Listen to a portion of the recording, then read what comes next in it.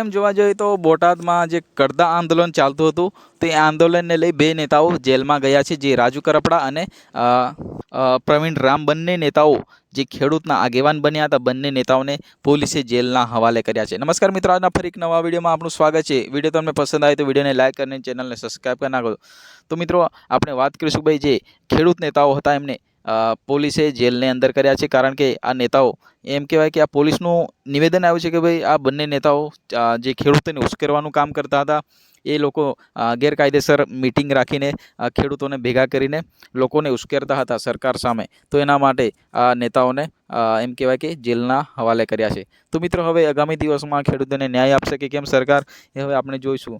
તો મિત્રો, ત્યાં જે ખેડૂતો આંદોલન કરતા હતા એમને એમ કહેવાય કે એ લોકોને ખેડૂતોને ન્યાય આપવા માટે આ આંદોલન કરતા હતા, પરંતુ એ લોકોને જે ચોક્કસ પ્રકારમાં જે સરકાર દ્વારા જે પાકનો ભાવ જે જાહેર કર્યો હતો એ ભાવ ન મળતા આ ખેડૂતો આંદોલન કરતા હતા. એના માટે આ નેતાઓ જે આમ આદમી પાર્ટીના નેતાઓ હતા એ આંદોલન પર ઉતર્યા હતા.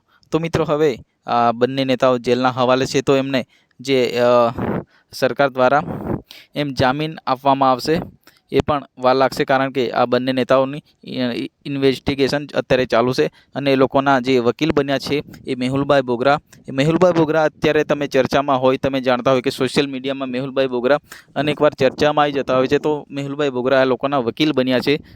હવે આ બંને નેતાઓને જેલની બહાર લાવવાનું કામ કરશે મેહુલભાઈ બોગરા, કારણ કે મેહુલભાઈ બોગરાએ આ બંને નેતાઓનો કેસ હાથ લીધો છે.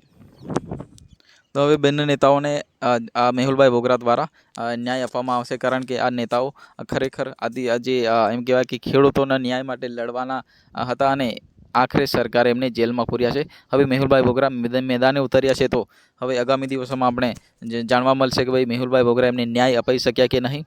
તો મિત્રો, વિડીયો તમને પસંદ આવે તો આ વિડીયોને લાઈક કરીને ચેનલને સબસ્ક્રાઈબ કરી નાખો, કારણ કે આપણે ગુજરાતના અનેક વિડીયો આપણી ચેનલ પર આવી જતા હોય છે. અને ત્યાં સુધી જય હિન્દ, વંદે માતરમ.